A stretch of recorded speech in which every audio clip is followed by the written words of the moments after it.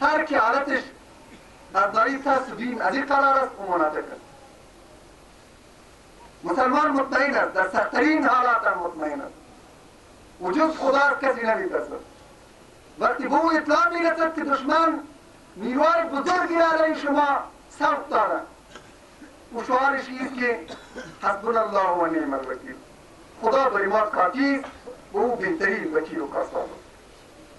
قرآن می‌فرماید وقتی به اصحاب پیامبر علیه السلام اطلاع می‌رسد که قریش مکه لشکر بزرگی که در تاریخ عرب سابقه ندارد علیه شما جمع کردند،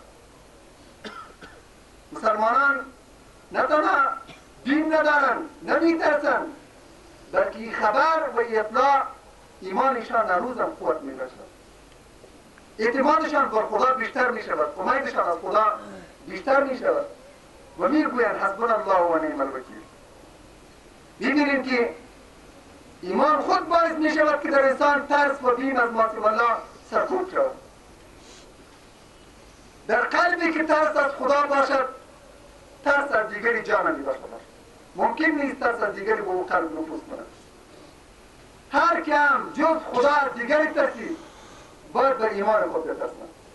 نسبت به ایمان خود باید شک و شبهه داشته باشد. همچنانه که ما باید با خدا، با پیامبرش با جهاد در راه خدا عشق می‌ورزیم و محبت داشته باشیم و تنها از خدا بترسیم و جز خدا از دیگری بیم نداشته باشیم. طمع و امید و رجای ما صرف باید از خدا باشد. کسی که به خدا ایمان دارد به دیگری طمع نمی‌کند، از دیگری انتظار پاداش ندارد، زیرا می‌داند که همه چیزش در اختیار خداست. امیدش از اوست، رجایش به اوست، از او استعانت می‌جوید، او را برای خود کافی می‌شمارد. قرآن عظیم الشأن در طی آیات متعددی همین مطلب را برای ما توضیح می‌کند. پیامبران همیشه گفتند این اجری الا علی الله، پاداش ما نیست مگر بر خدا. این اجری الا علی رب العالمین، نیست پاداش ما مگر بر پروردگار عالمیان. اتبعوا المرسلین، اتبعوا من لا یسألکم اجرا و هم مهتدون. مرد مومن قوم را به سوی ایمان دعوت می‌کند و پیروی از پیامبران دعوت می‌کند و می‌گوید از پیامبران پیروی کنید، از کسانی که از شما پاداشی نمی‌خواهند. اتبعوا المرسلین، اتبعوا من لا یسألکم اجرا و هم مهتدون. کسی که از شما طمع پاداشی ندارد، نه از شما می‌خواد که ایشان را تقدیر کنید، نمی‌خواد که دست نوازش به سر و روشان بکشید، از شما طمع پاداشی ندارد و او انتظار ندارد که قوم پاداش این مسائل به او بدهد. او طمع پاداش فقط از خدا دارد. مسلمان خدا را برای خود کافی می‌شمارد. ایمانش به خدا به این معنا که خدا مالک همه چیز است و رب کائنات است، هیچ چیزی بدون اراده او تحقق نمی‌یابد. او را از نیازمندی و احتیاج و از استعانت و استمداد از معصیت الله مستغنی می‌سازد. دیگر او دست و دامن به سوی دیگری دراز نمی‌کند و درگاه دیگری امیدی ندارد و امیدش رجایش فقط از خداست. در بدترین حالت و در سخت‌ترین شرایط هم او از خدا مایوس نمی‌شود، از خدا مایوس نمی‌شود مگر گروه کافر، مگر کسی که به خدا و به روز آخرت ایمان ندارد. والذین کفروا بآیات الله ولقائه اولئک یئسوا من رحمته و اولئک لهم عذاب علیم. کسی که با آیات خداوندی کافر است، با آخرت ایمان ندارد، اوست که از رحمت خداوندی مایوس می شود و برای ایشان از عذاب دردناک. فقط قوم کافر از رحمت خداوندی مایوس می شود. قرآن می فرماید پیامبران که شما به پیروی ایشان مکلفید، در بدترین حالت که همه مایوس و ناامیدند اونا پر امیدن، اونا امیدوارن. از حضرت موسی علیه السلام حکایت میکنند. پس از اینکه از مصر هجرت میکنند، فردایش فرعون با جنود و با لشکر خود را تعقیب میکند. پس از طی فاصله بر حائل میشود. لشکر فرعون هم به عقبیشان میرسد. همه یاران مهاجر موسی علیه السلام پریشانند، مشوش و مضطربند. میآیند به موسی علیه السلام میگویند که دیگر ما محاصره شدیم، دیگر ما گرفتار شدیم، راه نجاتی وجود ندارد. ولی می‌بینیم که حضرت موسی علیه السلام در جواب قوم چی میگوید؟ کلا ان معی ربی سیهدین. چنانچه شما فکر میکنید ما گرفتار نشدیم، محاصره نیستیم، راه نجات مسدود نیست. ان معی ربی سیهدین، یقینا که پروردگارم با ماست، او مرا هدایت میکند، او راه نجات را نشان میدهد، او راه نجات را به روی ما میگشاید. میبینیم که در او بدترین حالت هم او از خودش مایوس نیست، او امیدوار است و نجات خود را با پیروزی خود متیقن است. حضرت پیامبر علیه السلام هم وقتی از مدینه هجرت میکند، قریش را تعقیب میکند، ابو جهل اعلان میکند که هر کی پیامبر علیه السلام را دستگیر کرد و به قتل رساند 100 شتر برش انعام میدهد. دشمن میرسد تا دهن سوراخی که پیامبر علیه السلام به او پناه بردند، شمشیرهای خود را از نیام کشیدند، همه ارادی قتلش دارند. کسی هم در قوم سوار نمیشود که از او دفاع کند. همه یاران مومنش هم از مدینه قبلا هجرت کردند و او یکی از دومین کسی از دو کسی است که آخرین گروه مهاجر از مدینه تشکیل میده و او یار همسفرش هم مضطرب خودش است. و نه که پیامبر علیه السلام خود مجبور میشود که مکرر به او اطمینان بده. ببینیم که در او حالت پیامبر علیه السلام چی میگوید؟ لا تحزن ان الله معنا، غمگین مباش، یقینا که خداوند با ماست. در او حالت سخت دشوار ببینیم که او به خدای خود امیدوار است و مطمئن است که خداوند با اوست و او را در این معرکه پیروز می‌سازد، او را نجات می‌بخشد. مسلمان به خدای خود امیدوار است، تنها و امید از او دارد. همیشه شعارش است که تنها تو را میپرستیم و تنها از تو استعانت می‌جوییم. خدا را برای خود کافی می‌شمارد، تنها از او استمداد می‌جوید. در هیچ شرایطی هم مایوس نمی‌شود. در سنگرها هم وقتی محاصره است می‌بینید سکینه و اطمینان بر قلبش نازل می‌شود. فانزل الله سکینته علیه،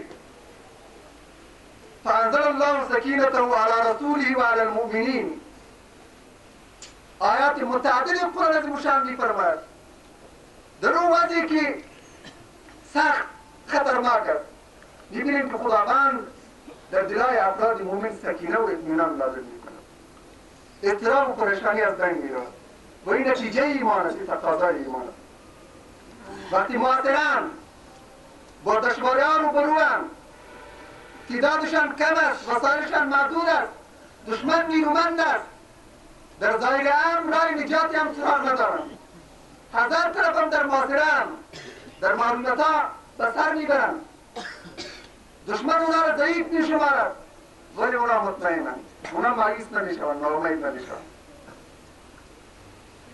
همچنان قرآن عظیم الشان می‌فرماید که معنای ایمان به خدایی است که انسان خدا را مالک سود و زیان خود بشمارد، نفع و ضرر را در اختیار او بشمارد و دیگری امید سودی و نفعی نداشته باشد و بیم زیانی نداشته باشد. به خاطر از اینکه خدا مالک الملک است، در همه کائنات حکم و نافذ است، هیچ حادثه‌ای بدون ارادی او رخ نمی‌دهد و هیچ پیش آمدی هم در زندگی خود بدون اذن خدا و مقتضیاتی که از قبل تعیین شده روبرو نمی‌شود. او که سود و زیان به دست خدا می شمارد. خدا را مالک خود و رب خود می پندارد و همین چیز را مطمئن می سازد که به خاطر کسب منفعتی دست نیازمندی به سوی دیگری دارد. علالله فهو حسبه، و هر کی بر خدا توکل کرد پس خدا کفایتش کند، خدا بر او کافی است. و کسی که از خدا مایوس شد به سوی دیگری پناه برد، جز خدا بر دیگری اعتماد کرد، اتکا و اتکال کرد، از طریق خداوندی محروم می شود. و کسی هم در دنیا نخواهد یافت که با کمکش بشنود، چون ولی او عمل کند، ولی او کاساب باشد، با کمکش بشنود. پیامبر علیه السلام می فرماید که به یکی از یاران خود توصیه می کند و می فرماید که متوجه باش تا حقوقی که خداوند بر تو دارد مراعات کنی، حافظ حقوق باش که خداوند از تو حفاظت و نگهداری خواهد کرد. اگر تو حقوق را نگه داشتی و حفاظت کردی، کمک خدا را به نوعی احساس خواهی کرد که پیشروی چشمه. عملا کمک خداوندی با کمک خاص شده و تو را احساس خواهی کرد، روبرویت خواهی کرد. و بایی